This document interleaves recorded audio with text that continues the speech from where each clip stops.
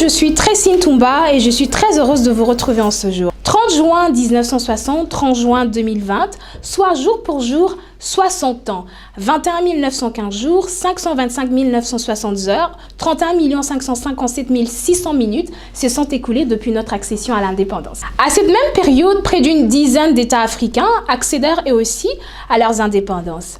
S'inscrivons donc dans la droite ligne des penseurs panafricanistes. Aujourd'hui encore, le questionnement autour de l'indépendance des pays africains persiste.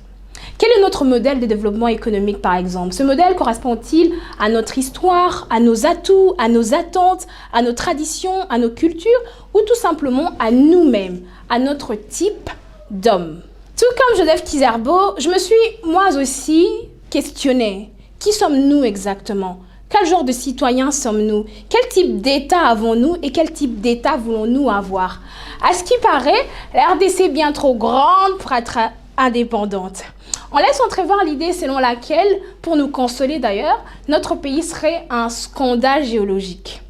Allusion donc faite à sa position géostratégique, à cheval entre le centre et le sud, entre l'ouest et l'est, avec des écosystèmes variés, troisième plus grand pays d'Afrique, avec une superficie de 2 345 000 km², soit 80 fois plus grand que la Belgique, possédant la deuxième grande forêt du monde, une faune unique, une flore diversifiée, un sous-sol riche et convoité, ce qui d'ailleurs place en 2019 la RDC premier producteur du cobalt, mais à quel prix? Paradoxalement, à cette situation, la réalité dans notre société est telle que 77% de la population vit avec moins d'1 $ par jour, un accès limité à l'emploi, une justice partiale et dépendante des autres pouvoirs, des services publics pléthoriques, déficients, corrompus, lents et peu compétents, des fonctionnaires recrutés sur base des relations amicales, claniques, tribales et partisanes, une administration qui ne cultive pas le sens de la propreté et du respect du bien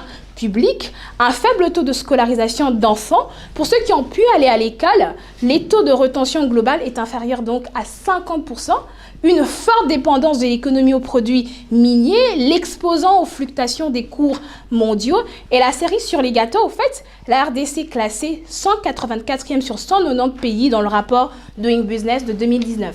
Pour ma part, je suis partagée entre l'afro-optimiste que je suis et l'afro-réalisme qui me hante en fait.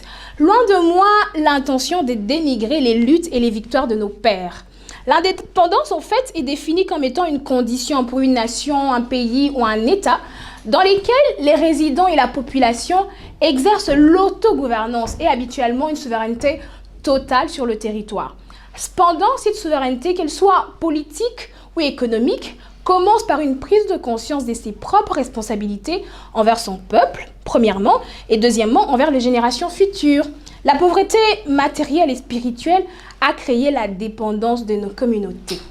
Pour cette raison, la croissance économique et le développement doivent inévitablement passer par une dépollution des esprits et par une révolution culturelle.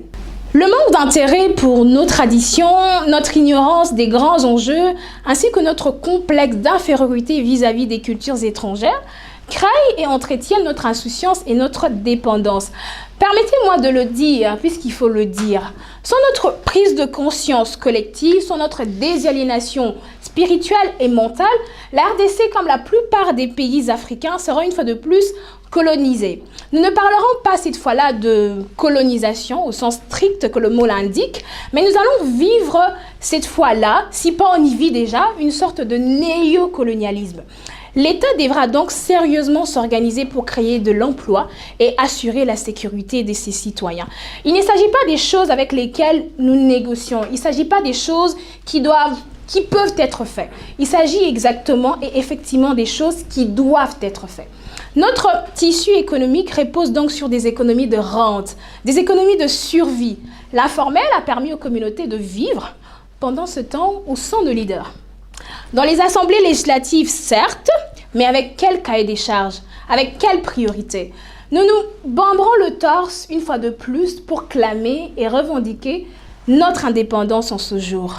Nos leaders doivent prendre conscience et rattraper le retard de notre pays. Quelles sont nos priorités aujourd'hui? On est occupé à revendiquer la hausse des émoluments de nos très chers députés.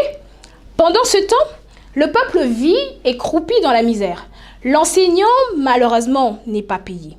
Le futur d'hier, en fait, est notre présent d'aujourd'hui.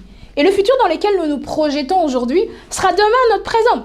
Cela revient à dire que le futur qui n'est pas réellement loin du présent mérite d'être préparé afin que nous soyons prêts lorsque nous y arriverons. Les hommes sont souvent surpris parce qu'ils ne s'intéressent pas à la prospective, parce qu'ils n'anticipent pas les événements. Et c'est le rôle d'un leader clairvoyant de préparer son peuple aux événements à venir.